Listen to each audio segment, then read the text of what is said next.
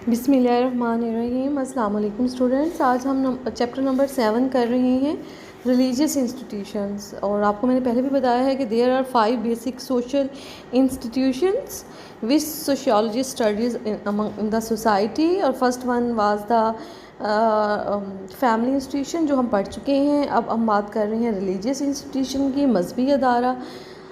तो मजहबी अदारा जो होता है ये भी यूनिवर्सल आलमगीर अदारा है जो दुनिया के तमाम माशरों में जो है मज़हब पाया जाता है, मज़हब मौजूद होता है, क्योंकि मज़हब जो होता है वो हर माशरे की माशरती और सकाफ़ती ज़िंदगी की बुनियाद रखता है।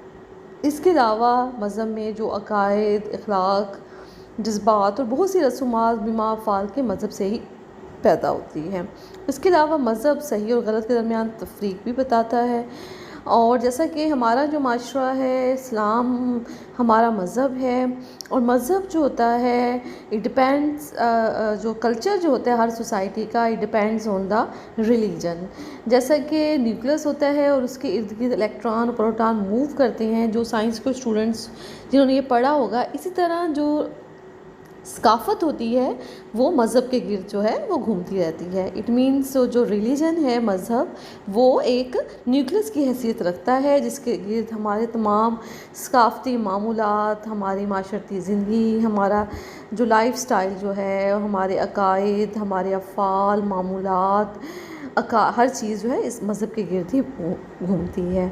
तो पाकिस्तान एक तो एक इस्लाम के नाम पर कायम हुआ, और दूसरा ये है कि पाकिस्तान का जो पाकिस्तानी माशरे का सबसे बड़ा मज़हब जो है वो इस्लाम है।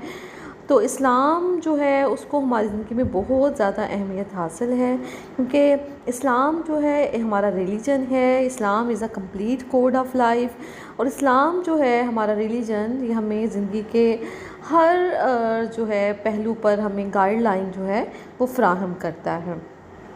ठीक है, तो ये मज़हब ही था जिसकी वजह से पाकिस्तान का वजूद आया, और हिंदू और मुसलमानों के दरमियान जो एक मेन डिफरेंस था वो रिलीजन ही था। ठीक है, तो हर मज़हब जो होता है वो अपनी तालीम और अपने सर्वाइवल बका के लिए अपने अदारे भी कायम करता है। इससे माशरे में इस्तेहकाम हासिल होता है। और ये अदारे जो कि माशरे में मौजूद होते हैं, मजहबी अदारे, उनमें मस्जिद है, मदरसा है, मामूलात का निज़ाम है, इसके अलावा गिरजाघर है, मंदिर वगैरह शामिल हैं।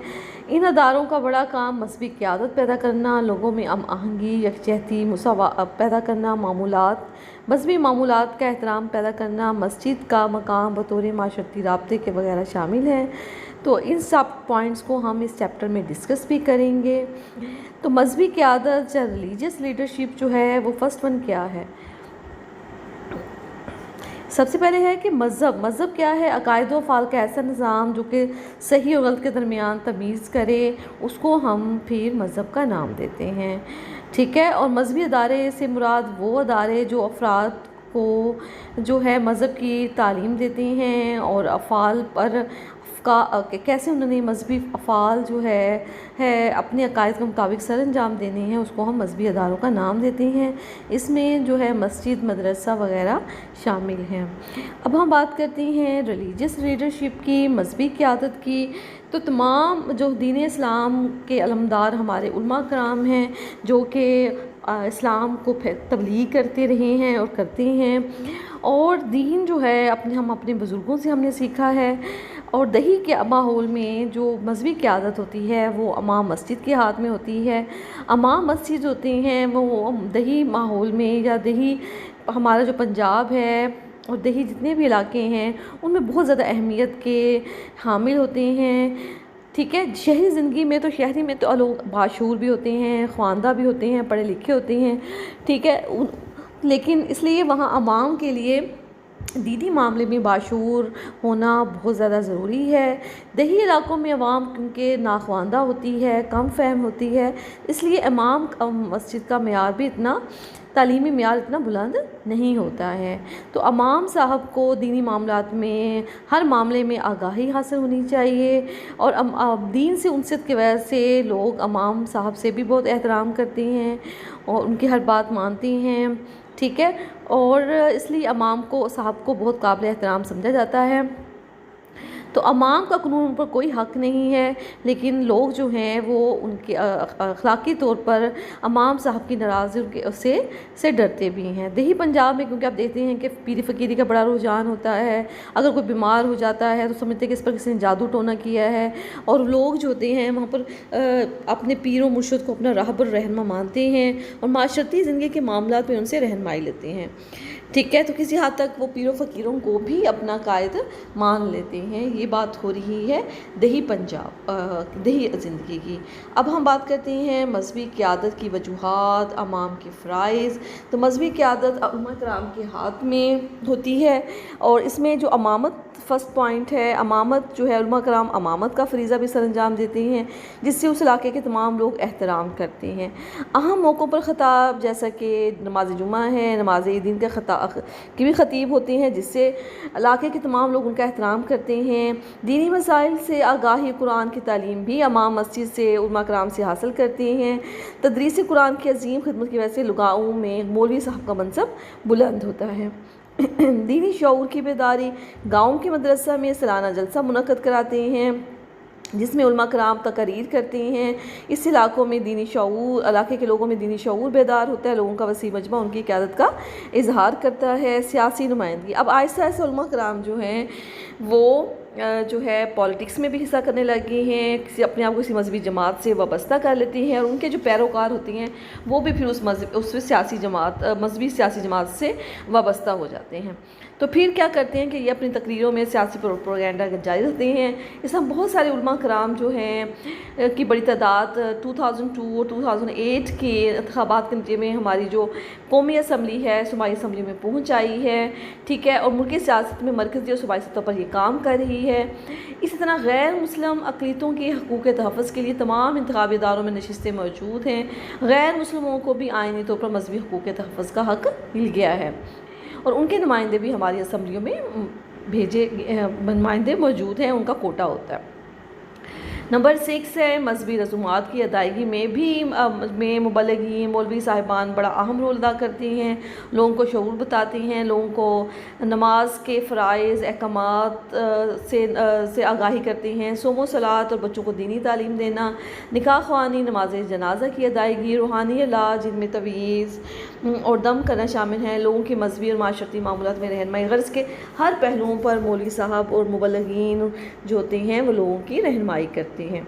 माशरती ज़िंदगी में भी रहनुमाई कि उन लोगों ने जो है मौलवी साहब का जो रोल होता है वो सिर्फ़ मजहबी मामला तक महदूद नहीं रहता, बल्कि वो आम माशरती ज़िंदगी में भी लोगों की रहनुमाई करती हैं। लोगों के साथ डीलिंग करना, लोगों के साथ कैसा रवैया होना चाहिए। इसके अलावा मौलवी साहब को अवामी तअस्सुब, हसद, बुग़्ज़ और मुखालफत जैसी माशरती बुराइयों से वो बरा समझाता है कि उनमें ये चीज़ें नहीं पाई जाती, और ये समझते हैं कि जो वो मशवरा देंगे वो बिल्कुल खुलूस पर पाया जाएगा, और उनके वो जायज़ और नाजायज़, सही और गलत, हलाल और हराम, सच और झूठ का मेयार तकरीबन हर मामले में पाया जाता है। तो इसलिए मौलवी साहब की राय जो होती है उन्हें बहुत मुस्तनद और बहुत इम्पोर्टेंट समझा जाता है। तो मजहबी क़यादत जो है उस इलाके के मौलवी साहब या अमाम साहब के हाथों में दर्ज ज़ाइल जो है वज़ाइफ की वजह से होती है। अब हम बात करते हैं मज़हब और माशरती मामूलात का एहतराम। तो मज़हब, अब मैंने पहले बताया है कि इस्लाम जो है वो कंप्लीट कोड ऑफ लाइफ है, और मुसलमानों को हर ज़िंदगी के पहलुओं पर रहनुमाई अता करता है। इंसान की हयात से, पैदाइश से लेकर मौत तक, और मौत तक के बाद के मराहिल तक भी जितने भी होते हैं, इस्लाम उसकी गाइडलाइन फराहम करता है। ठीक है, इस्लाम जो है मुसलमानों को एक मामूलाती निज़ाम देता है जिसके मुताबिक उन्हें अपनी ज़िंदगी गुजारनी चाहिए। इसके अलावा उन्हें हलाल और हराम का कंसेप्ट, गुनाह और सवाब का कंसेप्ट भी हमारा मज़हब जो है वो देता है। ठीक है, इसके अलावा कुछ इसमें फ़राइज़ ऐसे होते हैं जो इस्लामी ज़बान में फ़र्ज़ समझे जाते हैं। इन मामूलात का जो मकाम होता है या ये इक्वल होते हैं लॉ के मुताबिक। जैसे कानून बहुत सख्त होता है, कानून तोड़ने पर जो है वो सज़ा दी जाती है। इस तरह जब वो इस्लामी जो फ़राइज़ होते हैं अगर उनको नहीं अदा करते, या जो वाजिबुल अदा होते हैं उनको नहीं करते, तो फिर उनको गुनाह भी मिलता है। तो कुछ अफ़ाल ऐसे होते हैं जिन पर अमल करना ज़रूरी है मगर इतना अहम नहीं है। ऐसे अफ़ाल को हम मुस्तहब बात को हम अहम वाजिब मसनून से तशबीह दे सकते हैं। इनका मकाम हमारी इमरानी ज़बान में मारूफ़ अदाब हैं। बाकी अफ़ाल ऐसी हैं जिन पर अमल करना हमारे लिए माशरती तौर पर मुफीद है अगर हम अमल करें। और अगर नहीं करेंगे तो तब भी कोई नुकसान नहीं है। इस्लाम की ज़बान में इनका मकाम मुस्तहिब अफ़आल सा है, तो इमरानियत की ज़बान में उन्हें हम लोक रीत कहते हैं। तो इस्लामी अंदाज़ पर हमारे माशरे में मामूलात के तीनों मकाम जो हैं वो कायम हो गए हैं, जो बहुत ज़्यादा फ़र्ज़ बहुत अहम हैं, कानून का दर्जा रखती हैं, ठीक है। और इनसे हम जो है इनको उन पर अमल करना बहुत ज़रूरी होता है, ठीक है। और कुछ अफ़आल ऐसे होते हैं, जैसे मैंने पहले भी बात की है, जो वाजिब है, मसनून है, इन्हें इमरानी ज़बान में मारूफ़ आदाब का नाम देते हैं। बाकी कुछ ऐसे अफ़आल हैं जिस पर अगर करेंगे तो मुफीद होगा, ना करेंगे तो कोई नुकसान नहीं है, उसको हम मुस्तहिब अफ़आल का नाम देते हैं, और इमरानी ज़बान में इनको हम लोक रीत का नाम देते हैं। तो ख़ानदान में बाहमी तफ़ाल जो होता है इस्लाम की बुनियाद पर कायम है। और ख़ानदान इसके अलावा इस्लाम जो होता है लोगों को मुसावात, इंसाफ, बराबरी का दर्स देता है। पड़ोसियों के क्या हकूक़ होने चाहिए, बुज़ुर्गों का एहतराम करना, वालिदैन के हकूक़, बच्चों के साथ कैसे पेश आना है, गर्ज़ के ज़िंदगी के मामलात में जिस हकूक़ुल इबाद, सिला रहमी, हर चीज़ का जो है वो दर्स देता है। तो ये सब कुछ जो है वो हमें इस्लाम बताता है कि हमने छोटों के साथ मोहब्बत से पेश आना है, शफ़क़त से पेश आना है, बड़ों के साथ अदब करना है। अहादीस में भी इसके बारे में आया हुआ है। पड़ोसी के साथ कैसा सलूक करना चाहिए, पड़ोसियों को क्या हकूक़ हैं, इसके बारे में भी बताया गया है। तो इन तमाम मामूलात से ज़ाहिर होता है कि इस्लाम ने बाहमी तावन और मिलजुल कर रहने पर सख्त ज़ोर दिया है, सिला रहमी पर ज़ोर दिया है, कदा रहमी से जो है वो उससे मुमानत फरमाई है। तो इस्लाम जो होता है, इस तरह मज़हब जो होता है वो इंसान को माशरती मामूलात का एहतराम सिखाता है, और उसने अपनी माशरती ज़िंदगी कैसे गुजारनी है इसके बारे में भी सारी जो है वो गाइडलाइन जो है फ़राहम करता है। और माशरे में जो मामूलात होते हैं जो कि जिसमें कानून है, मारूफ़ आदाब हैं, लोक रीत हैं, वो भी इस्लाम मज़हब के मामूलात को मद्देनज़र रख कर जो है वो कायम किए जाते हैं। गुनाह और सवाब कॉन्सेप्ट भी इसी ज़मरे में आता है। तो जो स्टूडेंट, आज आपका जो टॉपिक जो है वो कंप्लीट हो गया है।